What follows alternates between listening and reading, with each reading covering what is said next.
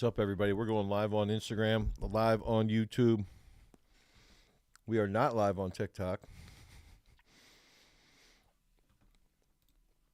We got some good questions. We're going to go over claiming the t-shirt giveaways. Had a lot of comments about people wanting the shirts, so that's good.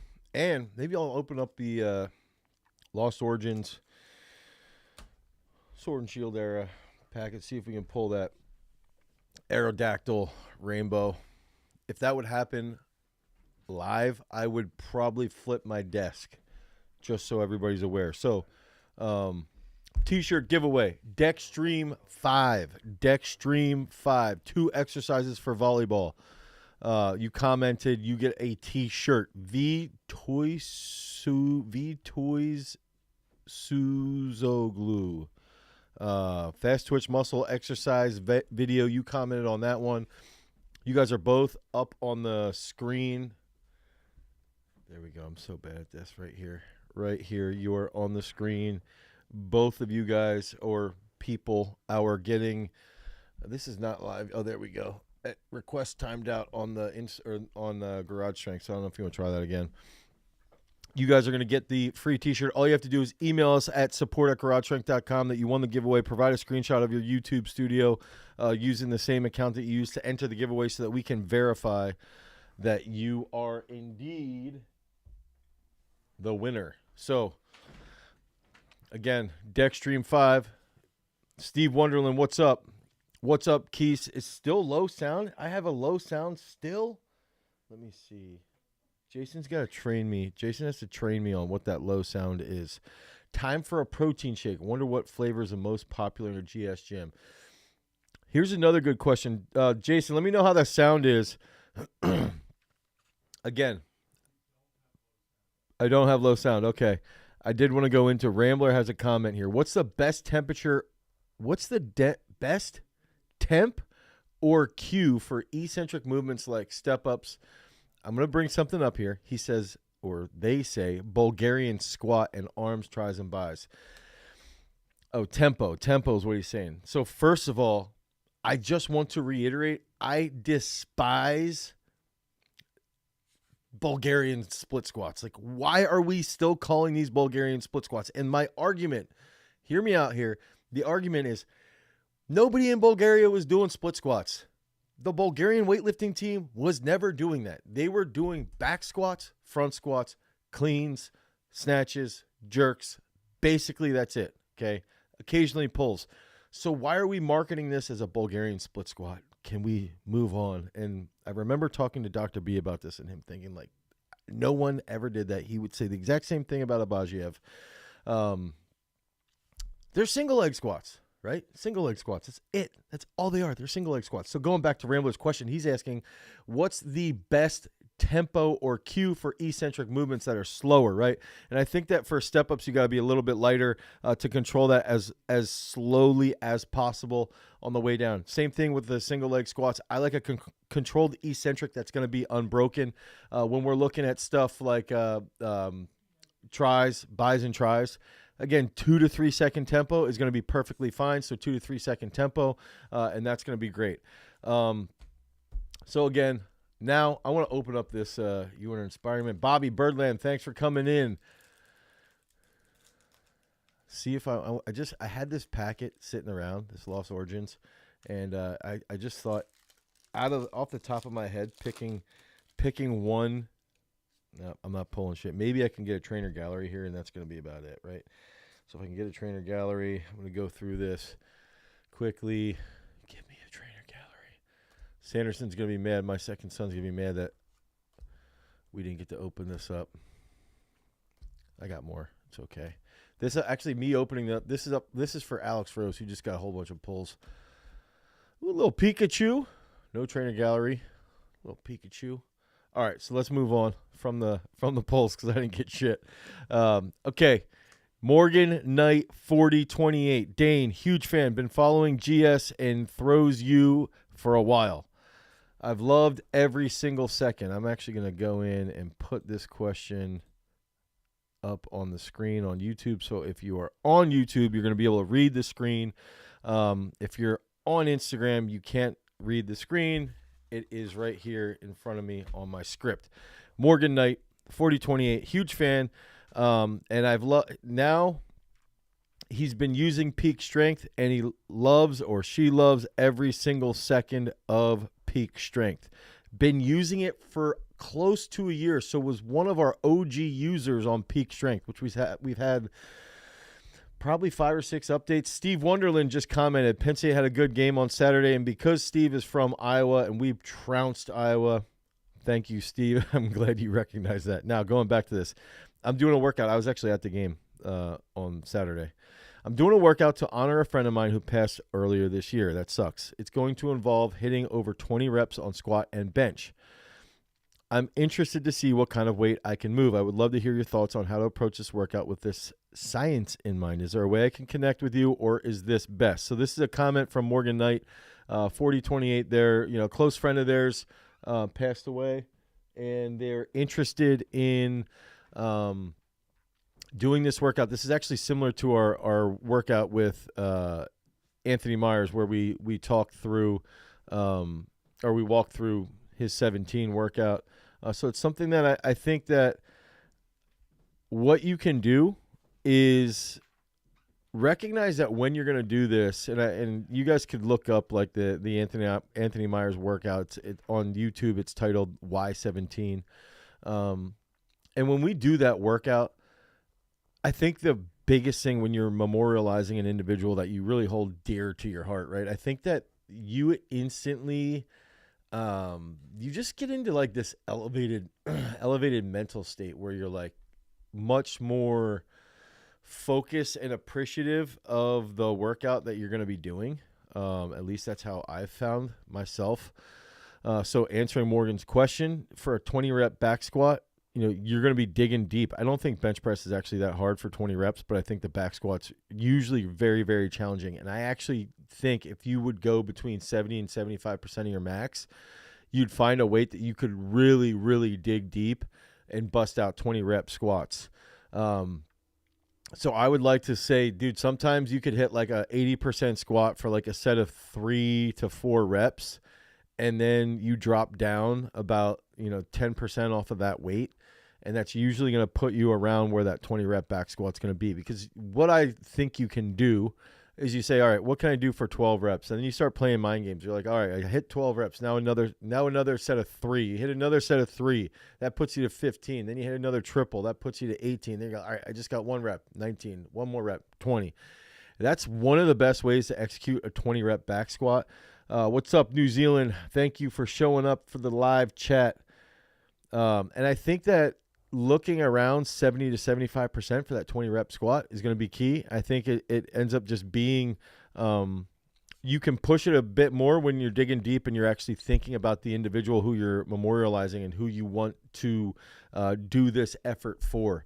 And I think that that's got to be like the big factor here is that I just had somebody hit a 2-meter PR. Yo, that's huge. A 2-meter PR from Peaking program. That's awesome. So I think that when we're really doing a workout that is in memory of an individual, the entire thing has to be about that individual. And it's like, just live through that moment as though that individual is next to you. And it makes the effort that much more valuable, that much more satisfying or gratifying, I guess, would be, because it's like you never get that person back. You'll never have that person back, but you can still have that experience with that person. As weird as that sounds, it happens. And I think that that's one of the cool parts. You got a shout out from India, of course. India, New Zealand. Let's see who else is in there. India, New Zealand, Arkansas. All right, we got India, New Zealand, and Arkansas. But I think that's one of the big factors that we've just got to keep in mind when we're doing those workouts, because they are special. They're fun. Okay, I'm going to answer another question in the chat because I noticed some good questions over here.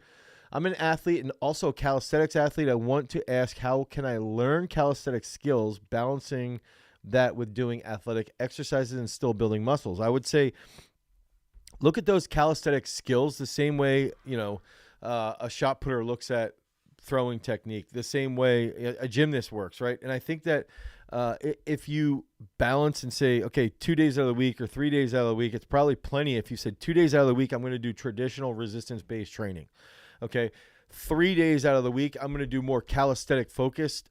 And out of those 3 days, two of them are more skilled work for the first 30 minutes. The back end of those last 30 minutes might be a little bit harder and more intense. And that's, you can build off of that. But 2 of those days of the week would be more resistance-based training, like traditionally with weights.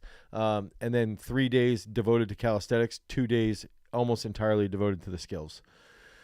Nick Hatfield, yo, coach, I'm training right now, so I will have to look at an answer later. Say I'm undulating week to week. Would it be smart to do the 1-6 method 1 week and then something like speed bench the next? I typically like to do a 1-6 method, and then you would do like a speed bench the following week. I would try to get back-to-back bench days, like let's say every 5 to 6 days, you hit that 1-6 bench workout. Okay. Shout out from Qatar, Cutter. What is up? Did I say that properly? Tell me I said Cutter properly, please. Or is it Qatar? Or is it Qatar? Qatar. That's a debate everybody always has. Is it Cutter? Is it Qatar? Is it Qatar? Let me hear that from MCX. Bo, what are you doing? I see you in there. So it goes back to when you're trying to figure out that 1-6. I even like going like a 1-6 method, and then 5 days later another 1-6 method, and then 5 days later you might do something like a cluster, okay? And then 5 days later you do speed day, and then 5 days later you can test. And that can be how you can use those really unique reps and sets to build that up. Going back to the YouTube questions, let's go into No Surrender. No Surrender. I feel like that's like a song. That's like a song from the 80s. Or no, that was Surrender. Was that Surrender from Cheap Trick?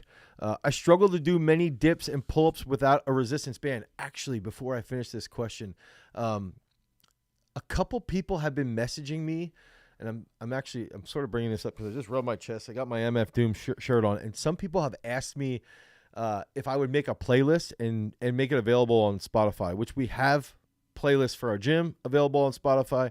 I have my own personal one, but I don't really want to share it until I find out how many songs should I put on a playlist. And I was thinking is old school hip hop, newer hip hop, indie hip hop, and then EDM, classic rock, metal, something like that, making those types of playlists. But how many songs should I put on there? Corey Hart, No Surrender. There we go. Okay, so going back, I'm still waiting for MCX to comment about the Qatar or Qatar or Qatar response. Another guy, Rabar Beg, a huge fan from Pakistan, so that's pretty sweet now. 2 hours worth is what Steve Wonderland says. Zach Pena says 100 songs.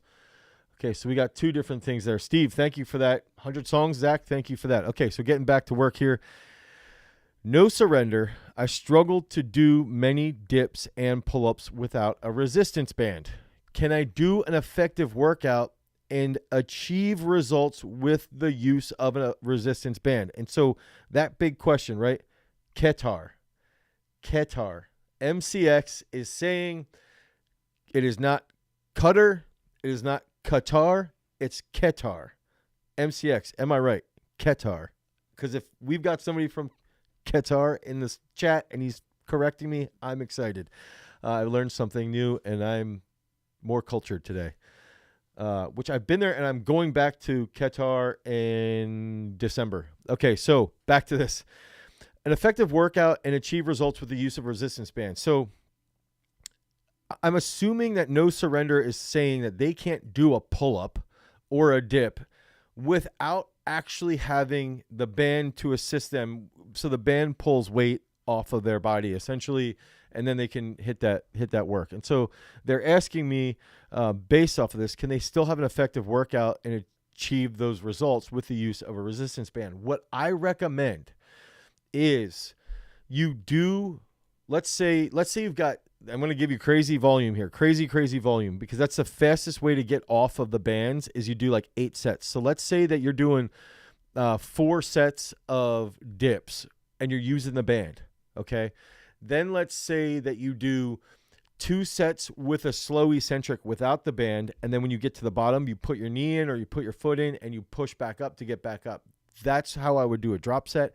And then the last 2 sets, I would do the whole thing without the resistance band. And then over time, you're going to get closer and closer and closer to being able to do a pull-up Germany in the house, to being able to do a pull-up or being able to do a dip without that band. But you can build up to it slowly. So one day, let's say with these 8 sets on pull-ups or 8 sets on dips, and you would alternate. Okay, so one day you do dips where you do more sets of dips with the band, and then the next day you would do less sets of dips with the band. So you might only do 2 sets with the band and then 4 sets of all the slow eccentrics and trying to get like 1 or 2 reps. And that's another big factor, is that once you get 1 or 2 full range of motion reps with the pull-ups or with the dips, it makes your life so much easier. You start to learn that motor pattern a lot quicker. So the resistance band is absolutely fine. It is 100% fine. You've just got to play around with the rep schemes so that you can work your way off of it. And that's got to be your first big goal, is like, okay, can I get 15 to 17 reps with the resistance band? And you just keep adding volume with the resistance band. Make sure you're doing full range of motion. And then as you get stronger and stronger and stronger, and doing dips, you could do push-ups and stuff. Cuba is here as well. Nice. And then you get stronger and stronger and stronger. And then you get to a point where, okay, now let's get 2 to 3 reps without the band. And then you spend more time without the band. So, May Kai 9 is saying, what workouts should a taller wide receiver that is 6'4" work on for trunk control and explosiveness? And honestly, Ola, I see you in there. What's up, dude? If you're a wide receiver who's a little bit taller, we talked about some D1 numbers today. So if you want to go play Power 5 football, right, as a D1 wide receiver, you should be able to squat anywhere from 315 to 405. So 140 kilos to 180 kilos. You should be able to power clean anywhere from 100 kilos to 125 kilos. You should be able to have a vertical jump that's 33 inches. You should be able to have a 40 that's at least a 4.55, at least below a 4.6. You should be able to bench press somewhere between 100 and 120 kilos. Okay, you should be able to have a single leg squat about 140 kilos or 315 for 3 on each leg. And those are some really big, very precise numbers that you can work towards in the weight room. So that means you've got to be doing single leg squats. That means you've got to be doing some more cleans and some more jumps as well. So that's where you can work into a power leg day, leg power day. That's where you can work into focusing on that athlete day to improve your speed, to improve that overall impulse. And I think that's a big factor with wide receivers, is that when you're taller, it takes a little bit longer to build that strength early on. But if you can build that strength base, all of a sudden you look like DK Metcalf and you're dominating. It just takes time. It's going to take time. But you can grow into that body very well. Iowa definitely needs some wide receivers. Now, the only thing I will say, Steve, was 83 and 89 I thought were decent. I think one was a tight end. I thought they were decent. They just couldn't get the ball to them. So, yeah, that's my answer for no surrender. And now we are going to get into a question around fats. This is from Christ is King 1193. Christ is King 1193. I want to go back over this. Hoi, Deutschland kann auch Deutsch von in der Schweiz. I wish they do need a new offensive coordinator too. I wish I knew. I used to actually take German in high school. So we got Germany, Cuba, Qatar, India, Pakistan, the United States, Arkansas. Everybody's in here. So MCX is actually asking, I'm a volleyball player, and I want to know how to warm up for explosiveness. And somebody actually mentioned that in the Instagram chat as well. So before we get into Crisis King 1193's question, I think the biggest factor around warming up for explosiveness is I look at it as like when you're going through the warm-up, our main goal is being more explosive, right? We've got to get to this point where we're being more explosive. So if we walk backwards from that point, right, you walk backwards and you're like, okay, so if I want to be really explosive, have a 40-inch vertical, the next closest thing to that would be doing a specific type of warm-up. So that might be easy jumps, easy pogo hops, skips for height, side skips, something like that. Then you get back to, instead of being very specific for the warm up for your event. Then you go to dynamics, and now we have a dynamic point, and this is where maybe we do backward skips, maybe we do karaoke, maybe we do PVC walks, okay? And then from the dynamic work, well, now we can get into maybe a little bit more just mobility and static to a point where we're doing like stationary warm-ups that are a little bit easier to get the heart rate up. Maybe you go on the assault bike, right? And that's just an easy way to raise your body temperature, and you're coupling that work on the assault bike at an easy clip with some mobility work. So then working back to being explosive, okay? So I like to do some static work with some type of movement to raise a heart rate. That could be easy assault bike, easy rower. Maybe it's an easy backwards walk up a hill or something like that, right? Or anything that's not overly taxing. And then after the next point, so if we're starting back and we're trying to head back over to that more explosive point, now you get into the more dynamic movement. So that's where skips, backward skips, maybe high knees, something along those lines. And it involves some type of mobility. And then we get into that specific movement. So it goes dynamic. So it goes static in general, dynamic, specific. Now we're back to accomplishing that explosive movement pattern. So let me know if that makes sense. Keith just commented, what is the right foot position in the Cossack squat? In the peak strength, Devin, the individual who was demonstrating, got her foot entirely on the ground and bent the leg a bit, while the video you made on it only had the heel touch. Got her foot entirely on the ground.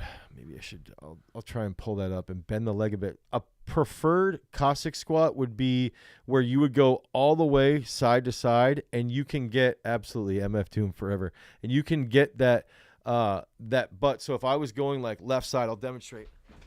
If I'm going like left side over, okay? So if I'm here and I'm going all the way down, like at this position, I know you can't see me, but my butt is draped over my heel. And then I would come up, okay? I'm going to move a little bit over. I would come up and I come all the way back over here. And so my butt is draped over my heel. Now, my other leg, I would prefer for your other leg to have the foot down, but that's a hard position to hold. So it's okay if the other foot, when you go away from it, if like the toe pops up a little bit, that's okay. Keith, let me know if that helps at all, if that answers your question. Kiska is asking, 12 years old, need to have an explosive start in a sprint, plyometrics, back squats, auditory command squats. That's all some really good stuff. MCX, I hope I answered your question. Now we're getting into the Crisis King 1193. I'm asking genuinely, okay? And I think this was from one of our wrestling nutrition videos from a couple years ago. Why are we avoiding fat? I don't believe in abstaining from food groups, carbs, fats, proteins. So long as we are in the correct deficit and are getting 50% of calories from protein, why should we avoid fat? I don't believe that we should be avoiding fat. Okay, I don't believe that, for clarity. What I believe is that if you're going, okay, 40 to 50, probably 40 to 45% of your nutrition comes from protein. Okay, 40%, let's say. Then if you said somewhere along 35% comes from carbs, and then that leaves you, so if we go 40 to 45%, then 30 to 35 from carbs, then that would leave, let's say 15 to 20, 25% is where the fat comes in. I think I'm not really sure why this individual is asking this question based off that video. Maybe I think when you're cutting, it's really easy to say, this is how much protein I want to get. And I know if I get this much protein, I'm going to feel okay. And I know if I'm cutting calories pretty substantially, but I'm still getting carbs and I'm timing my carbohydrates around my workout, then I can just backfill the rest of my nutrition with fats. That's how I like to think about cutting. That's how I like to make it a little bit easier. You've just got to be aware of the fat that you're eating because it is so calorically dense, but that would be my recommendation, where it's like, I think when you're thinking about that caloric deficit, it's just I'm not avoiding or abstaining from fats. I'm just doing that in that math equation. That's really all I'm doing. So sorry for that in the video. I'm going to head into the Instagram chat. Let's see if there's Instagram commenters. We got a freaking ton of questions over here. Good night. I'm excited to see you in Qatar. MCX. I will see you. Uncle Fester Jr. Will running, which that's just such a great name. Even though you're a little annoying sometimes in the chat.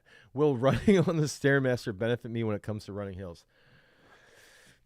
What kind of hills are we running? You know, are you running sprints? Are you running hill sprints? Are you in Uganda and Kenya and you're running hills like out for distance work? I think that needs to be specified. I would very conservatively err on the side that I probably would say no. The Stairmaster will not necessarily help you for running hills.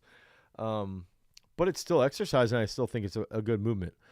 Okay, I'm going to look in the Instagram here. Mikai9, I think you could find, we're going to be putting out some content around those numbers that I just laid out. So you just got to pay attention to that. That's going to be coming out, and we're working a lot on the back end with some big time football stuff. So you want to come up fully, just go. Yeah. So Noriega saw with the Cossack squats I see here. Yo, coach, I know this is not about strength and conditioning, but do you know how I can fix my pain in the Schlatter every morning after basketball practice? I can barely stand up. Okay. So he's asking, he's got Osgood Schlatters. Okay. So he's got, usually what that would look like is you would have a lump like right here, right at this point. Okay. And so my understanding, I don't know a lot about this. I know a decent amount, but not a ton, is that it's an issue with growth in adolescence, and something occurs where it's like the femur and the tibia grow at different tempos. Okay. And so what ends up happening though is something pulls away and there ends up being a massive lump here. I've got to read a little bit more about it, but then that causes a very, very large amount of pain. And so much so that some people, I might actually prefer the mic like this. Some doctors early on get concerned when kids are dealing with this pain that it's actually like rheumatoid arthritis or something like that. So to deal with like the syndrome of Osgood Schlatters is that typically it comes back to you have to be aware of what movements inflame it. And in this case, he was saying basketball just ruins his knees basically. And I think that I would try to work through and say, okay, is there a specific exercise that hurts it? Are there 1 or 2 or 3 exercises that make it feel better or that at least alleviate some of the pain? And then are there 1 or 2 things that you can do for a warming up that also alleviates that stressful pain? And so once you can figure that out, that can help drastically. Also, I have read a little bit that Osgood Schlatters can at least have a little bit of pain alleviation when there's pressure on the point. So I hope that helps. That's a tough one to deal with because it is such a serious. I would just talk to your doctor honestly because it's a serious syndrome. You will grow out of it. You will be okay, but it can be quite painful. Okay, so Keith is saying, so both feet, this is going to the Cossack squat. Both feet, if possible. I do, however, tend to get a better stretch in the non-working leg. Turning, yeah, that's fine. Keith, that's perfectly fine. Cutting can make you stronger, so after you bulked, I recommend to cut then, so that your physique and not only get crazy aesthetic, but you also get stronger.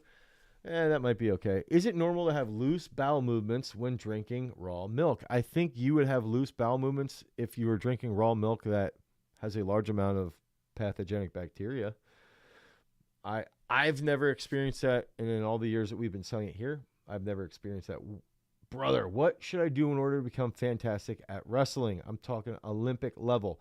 So first, if we want to look, is stretching good for sprinting? It's not bad, right? It's not bad at all.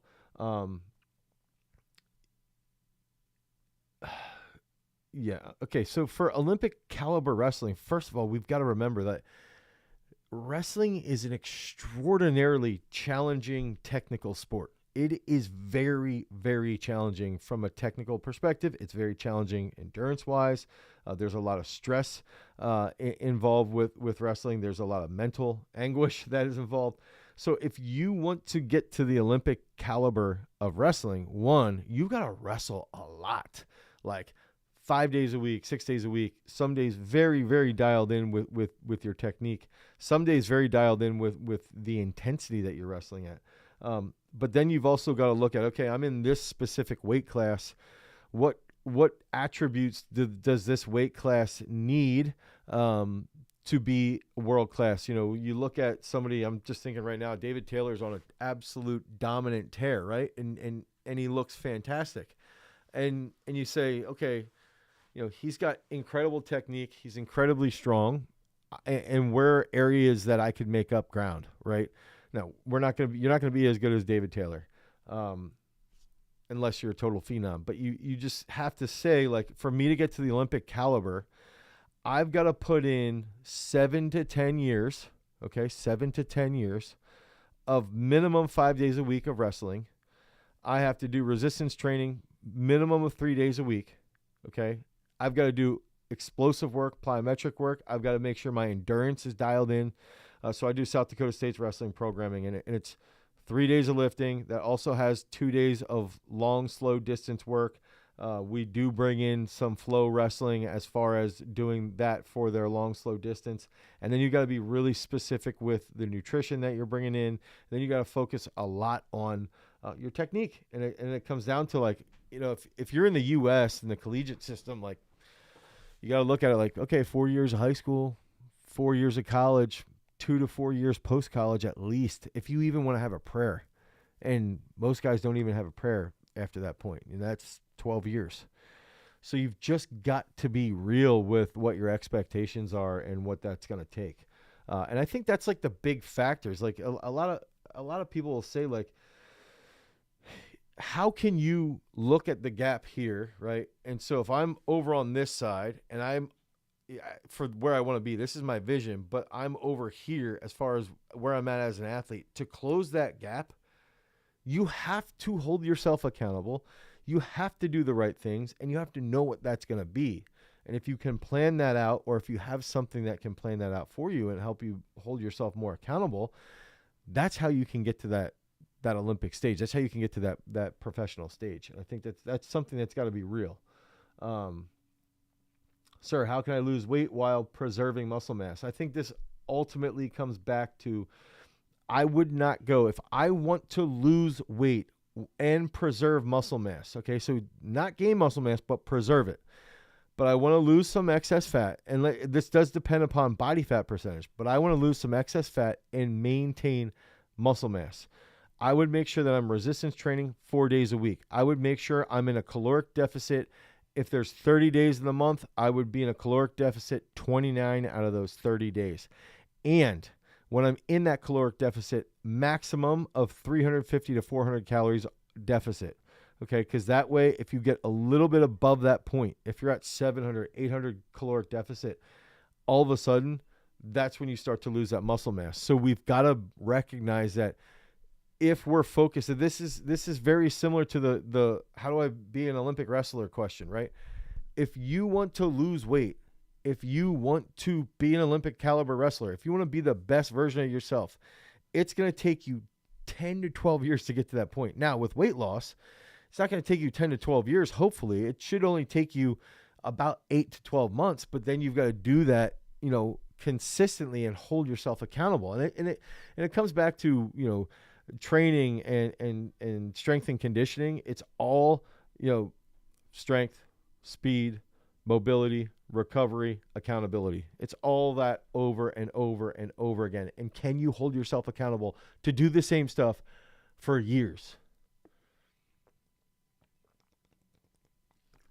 Nettie, what's up? Oh, Gotcha Racing just came in. What's up? I'm here now. Thank you, Gotcha Racing. He's here. Kyle Savage, how can I incorporate a speed day without straying from the plan built by the app? That's a great question from Kyle. I would do one speed day a week, go out, and this is going to be an update in the future. I'm not sure when, but in the future we are going to be working on getting through having a speed day. But what I would do, Kyle, is have your athlete day, your impulse day, and then like maybe a day or two later, you go out, you can run hills, you can run sprints, you can do anything along those lines to improve your overall speed. Neil Bakanis, any advice for dealing with a shoulder impingement? I know healing can be a long process. Okay, so what I would recommend doing is typically wrap bands here, okay, and do any pressing with bands there or any presses in a neutral position. And that could be with a football bar, dumbbells again, crush grip pressing. That's going to be the ideal way to deal with a shoulder impingement. Go see a medical doctor, go see or a physio, and go see what they say. But then work on lighter pressing with bands here around your wrists or doing anything neutral. Work on developing your rhomboids, your upper back, your traps, and your lats, and then just slowly try to get back to where you were. LOLBG, Dane, gotta sleep. 8 to 10 hours of sleep. Bye. I'll see you, LOL. Thanks for coming in today. Go edits. What should I put in an athlete day? First, I would recommend, if you're focusing on becoming more athletic, obviously you should be picking up peak strength. We want to give you 5 free workouts. Go pick up peak strength. You get 5 free workouts. One of those workouts is going to be an athlete day. Okay. And you can become more athletic. And you're going to do it and be like, wow, that is way harder than I expected. And it's also going to hold you accountable to put your weights in. Okay, so if I'm looking at an athlete day, I think some of the big factors is, 1, I want to do an unstable warm-up.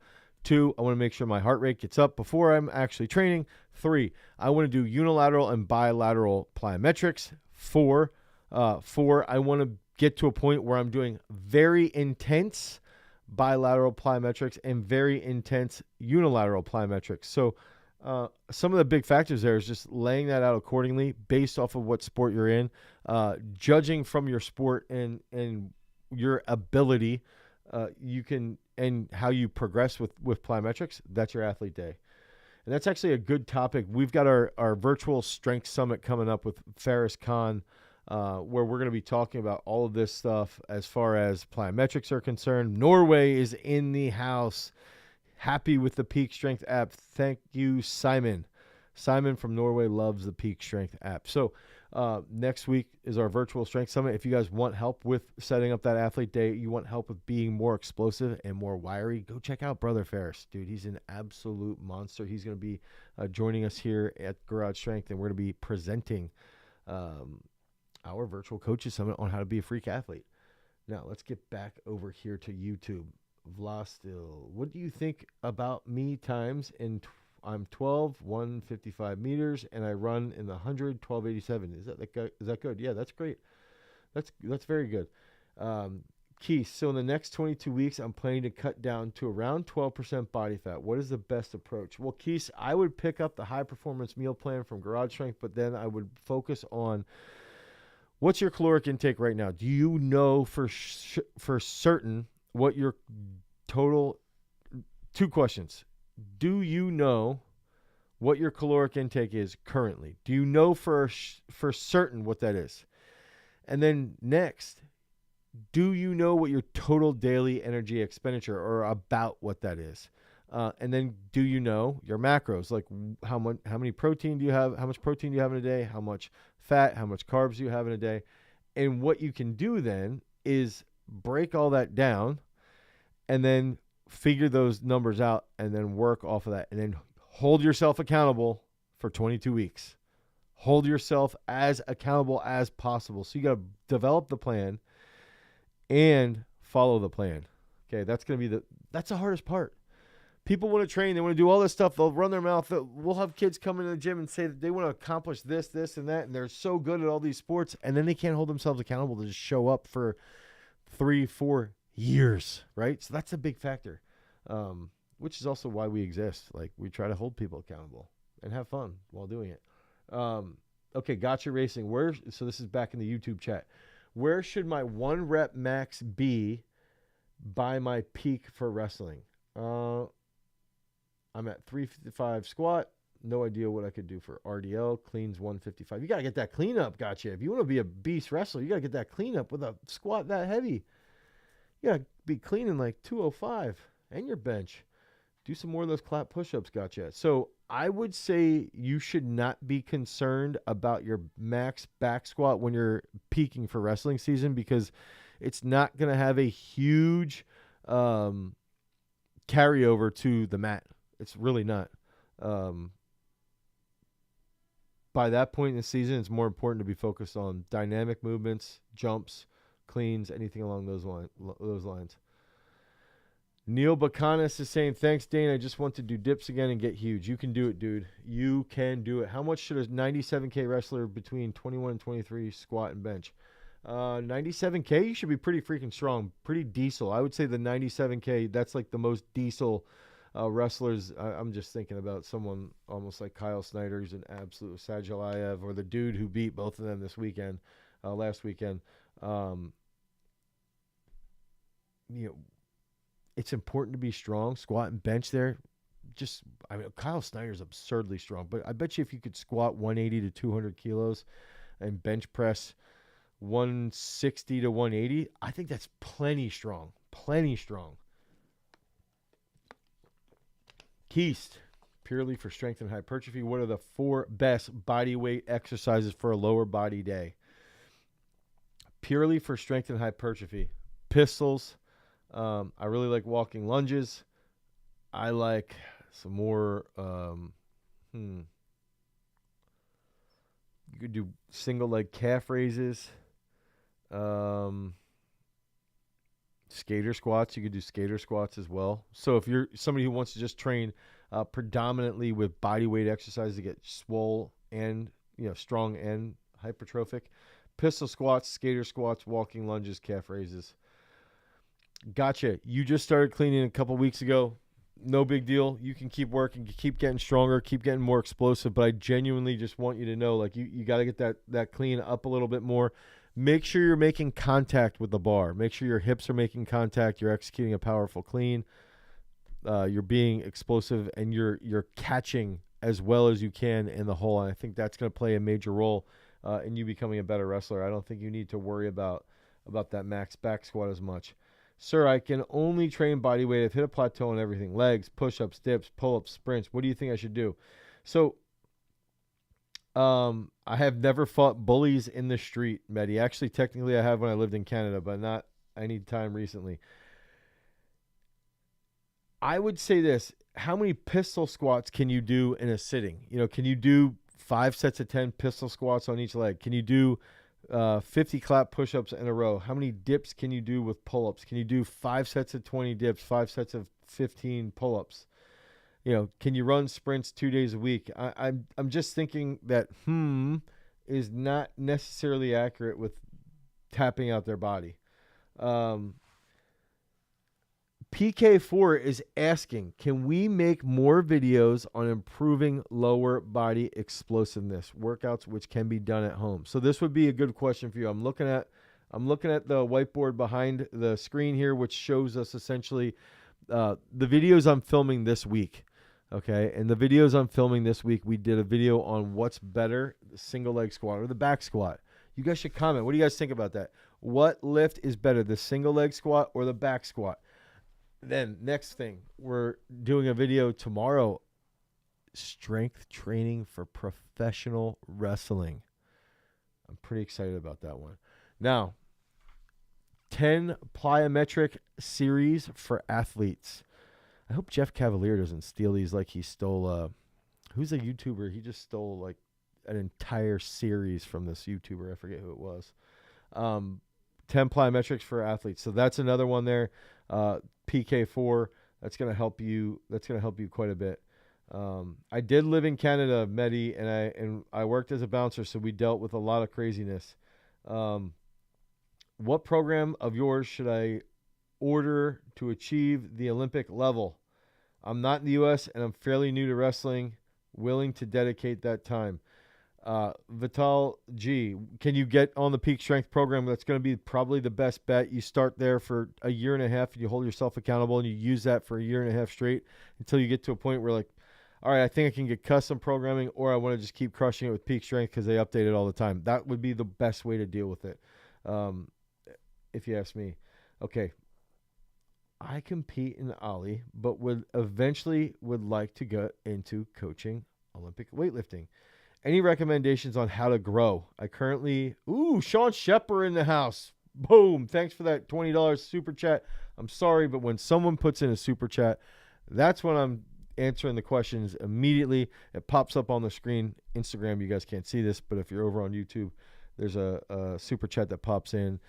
They donate money to the channel, $20 here from Sean Shepard, and I can then answer that question immediately because I can see that out of the corner of my eye. The big orange. So Sean is saying you also need to look at what you're capable of doing now, not just what you want to do. What am I doing now that will win, or what can I tune to win? What do I need to add to overcome the best? And he's talking about fighting, basically the wrestling discussion. And I think that's where it's like, if I'm here, we got to think about this is where I want to be, but I'm all the way over here, right? So if I'm this far over and this is where I need to be, what can I do now? Can I show up 5 or 6 days a week to lift? Can I plan my programming? Can I make sure that I actually do the exercises properly? Can I push myself when I'm doing those specific exercises?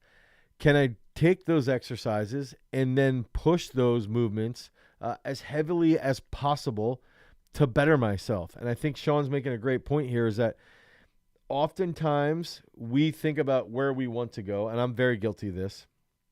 We think about where we want to go, okay? So we want to be way over here, but we're not thinking about what can I do right now? Right now, I need to make the best decision for myself so that I can keep improving from here to get to here. And I think that that's a better mindset. And I think that's like one of those mindsets around even looking at, goal setting. I think goal setting's fine, but in all reality, like, I think habit setting, it sounds lame, but like establishing a habit is much more likely to then accomplish a goal versus, setting goals. Like, hey, how about you just do this I want to establish a goal that every single morning when I wake up, I write in my garage strength peak performance planner every single morning. And I just build up on that every single morning. And then that helps you figure out what you can control in the immediate moment. I'm going to go back into Instagram. What kind of workout split do you think is best in season versus off season, specifically for baseball, if that matters? Yes, it does matter. For baseball, I would do 1 day of a leg day. Okay, so some type of leg power day where you would have 2 to 3 days off afterwards, and then 1 day of an athlete day / plyometrics. But you would have at the end, you would be doing some type of upper back, shoulder, dumbbell external rotation, seated stuff. To work on external rotation and health in the shoulders.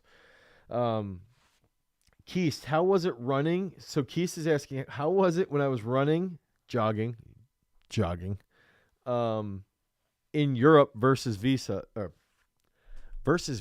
looked at it and I saw the V and then USA, and I was just like checking out immediately, and I said Visa instead of versus the USA. So Keist, I hope you guys checked out my peak strength video that I did where I actually filmed an entire YouTube video while I was running. And I'm going to try and do that a little bit more because I enjoyed it. I thought it was fun. I hope, Keith, that you enjoyed it as well. So running in Budapest versus running in Paris versus, even running when I was in Saudi Arabia. How was it versus running in the United States? Running in Eugene, Oregon, running in around where I live, right? Best transfer to the full clean, front squats or back squats? Pause front squats. Okay, so I think the biggest difference that I felt, Budapest was incredible. They had such a great running setup. There was a couple islands that you could run around, and they had so many biking lanes set up. It was absolutely fantastic to run in Budapest. And the sights, the city itself, the architecture, amazing. The river, amazing. It was really freaking cool. Historic, right? Sean Shepard, boom. Thank you again for another one. Also, learning how to win. Ugly is still winning. I appreciate all I learn from you guys. I can win now, but it'll be ugly. I appreciate that, Sean. I think that's the other factor is that when you win, what did you lose or what did you learn? Jeez, what did you learn when you won? What things did you struggle with, right? And then how can you help that moving forward with your own training? And I think learning while you win is just as important as learning when you lose. It's easier potentially to learn when you lose, but I think emotionally it's probably easier to learn when you win. Because when you lose, you like beat yourself up, and I think it's hard. It is very challenging to avoid that. So thank you, Sean. I appreciate that quite a bit, that little tidbit. Now going back to running wise, Paris, it was amazing to run around Paris. Saudi Arabia was really hot. They actually have marathons in Saudi Arabia. It's crazy. I don't know how they can do that. And if you actually look at Tigist Assefa just broke the women's marathon world record. Last year, she ran a marathon in Saudi Arabia, and she ran a 2:34. And then on Sunday, she ran in Berlin. She ran a 2:11. That's how crazy that can have a huge impact. It's like a almost 10% drop off. Yeah. So I hope that helps, Keith. I love running in the U.S. though. Running in the U.S. is great. I don't really like running in cities. Because you got to stop at every single traffic light. I prefer, Eugene is set up where you can sort of run in the bike lane as well. So that's nice. Around Pennsylvania where I'm at here, there's a lot of back roads. In the morning, I wear my vest and blinking lights, and I feel relatively safe. So I enjoy it quite a bit. Okay. Rip It Raging. I compete in Ollie, but would like to, this is a coaching one. I think any recommendations on how to grow. I think the big thing about growing as a coach is just don't be overbearing. The biggest mistake that coaches make is overcoaching, and especially young coaches. Young coaches want everybody to know they're coaching. So they'll say like, hey, let me go talk to this person while they're doing something and provide unsolicited advice and stand in their face and tell them what's up. And I think it's more important to like have a training partner. Spend time with your training partner. Figure out how you and your training partner can coach each other. And then you build that rapport with your training partner. Then you start to lay out your training a little bit more. And then you get really, really strong because you got a good training partner as well. And then you start to train people. Okay. And I think that is a much better way to really get into coaching. So Rip It Raging, if you've got a training partner with you, you guys can work on things together and then slowly start to try and build a relationship with other athletes to try and coach them. Good plyometric back exercises that I can do without equipment. That one's hard. Without equipment anyway. I would get some power elastics, and you can use power elastics in different positions. Doing that without equipment. So I'm looking at it like, what are good plyometric exercises for your back? I'm thinking like a good morning jump. Dude, that's tough. I got to think about that one. Humdinger stumped me. I got to think on that one. How many days of sprinting or running to get faster and build speed? I would say 1 day of technique work, 1 day of harder sprints, 1 day of like stronger sprints. So like 60 to 80 meter sprints, maybe hill sprints, 3 days a week, and then make sure you're getting lifting in 2 to 3 days a week. Can you read minds? I just started running, and you posted a video about running. I'm hoping that we can read your minds, just like, it's more about reading your comments and questions that you guys have, because we appreciate all the comments. I try to answer all the comments. I try to go through and really look at, like, what are you guys thinking about? What are you guys focusing on with training? And how can we help you improve with your training? And that's what we're trying to do, which is also what we're trying to do with that playlist you guys talked about. So we need to figure out how many songs should we put on a playlist. Devin, my niece, is in the Instagram chat. Devin, can you pick me up a sub from Kirbyville, please? I need some turkey, pickles, and some jalapenos. I need it for training. Thanks. I can't wait to see what she says to me. Jeffrey Port, can you, okay, sorry, you already asked that question. I read that. Okay, PK4, I'm 22 years old. I'm 102 kilos, 6'1", so he provides the English height, but then everything else in kilos. And then he can shoulder press 80 kilos for 10 reps, curl 50 kilos for 10 reps, but a chest is weak. I don't get a pump in my chest. I would say PK4. What about when you do dips? What about when you do dumbbell bench with a little bit wider, deeper stretch here? What about when you do dumbbell incline bench? I would do dumbbell incline bench. I would do dumbbell bench. Anything to get that humerus a little bit deeper. Okay, get the humerus a little bit deeper past the shoulder girdle is going to lengthen the pecs quite a bit. And then do some pre-fatigue in between. In between sets, do some type of very isolated work for the pecs. And that should help you. Sean coming in. Boom. Thanks again, Sean. I appreciate that quite a bit. Sean, that cupcake was good, Evan. Sean's back in the chat with how do you move from being a solo trainer to being the facilitator of a training business, meaning supervising trainers and building overall revenue? I don't know. I wish I could answer that more confidently. I don't know. I think the big thing, Sean, for me, fortunately for me, was that when we moved to our current location, it made it a little bit easier to step out of training what I now refer to as the back room. Like in the back here at Garage Strength, that's like all the high school sports performance. And really the front room is like where the post-collegiate professional training goes on. And so there's like an actual physical separation. And so I could stay in the front room and just train for about 2 to 3 hours a day. And then the rest of the day, work on business stuff, making videos and just trying to improve the company. I think the most important part is having trainers that you can rely on and you have faith in them and they have faith in you, and you guys are on a good balance point, right? Where it's like I had DJ Trevor here when I moved into this location. They played a major role. Jake also played a major role in being able to transition out of that like primary trainer role that I had at the old gym at the barn, to getting into the position where I was more focused on coaching a little bit, but then also trying to spend more time doing e-commerce stuff and trying to get the on-site gym to make more money.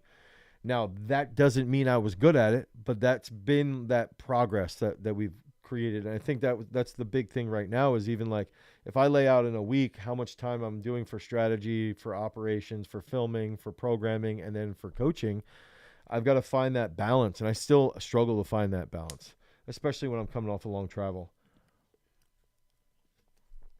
Does GS have an affiliate program or offer mentorship guidance on growing the business for young coaches and gym owners? And so in the next 6 months, we want to release a custom portion of Peak Strength. So we can do custom programming inside of Peak Strength. And that we want to turn into a guidance/affiliate or a guidance/licensing program that could help other people in our situation, similar situation to us, to improve the ease of their overall business side, right? So it's like you have to worry less about your programming. You have to worry less about what your athlete's accountability is. Are they tracking weights? If you would have what we're trying to create right now with Peak Strength. So we do want to do that, but we don't currently have that. How many technical coordination attempts inside Peak Strength until I have to put fail? I've hit snatches on like the 7th.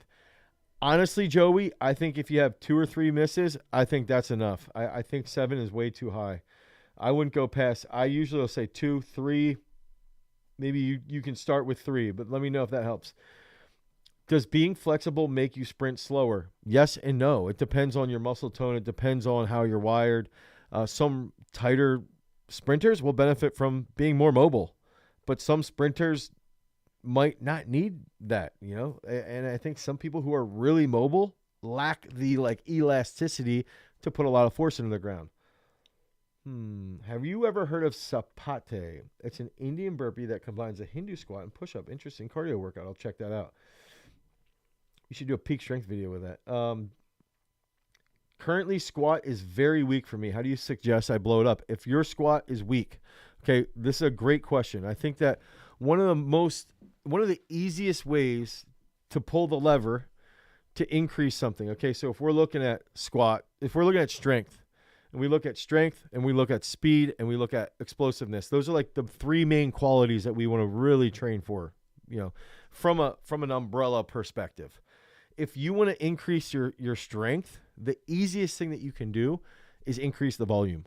Okay, so if you're squatting once a week, start squatting twice a week. Start squatting 3 days a week. Start squatting 4 days a week. It doesn't mean you go that heavy every single day, but you pull the lever by increasing volume. You target that weakness, and that's going to lead to better gains. Hey, Dane, thoughts on, we should put that on Instagram for real. Mehdi is asking if I won or lost the fight. These teeth are fake, so I definitely lost that fight. Dane, any thoughts on banded good mornings for developing posterior chain when no access to big weights, working out at home and have up to 400 pounds of banzo? Yeah, that's a very good way to do that. I think that's great, Jack. Mehdi, it's great to see you fight UFC. I don't think I have the balls to do that. Should I use cluster sets for deadlift on impulse day? Yes, 100%. On the minute cleans and cluster sets on deadlift day for impulse, absolutely fantastic ways to develop speed. I'm going to get ready for our weightlifting training. It's time to head downstairs. Dude, this was a very engaging YouTube discussion and Instagram. Thank you guys for tuning in. I appreciate it quite a bit. Until next time, I'm going to head out and start coaching for the rest of the day. Peace.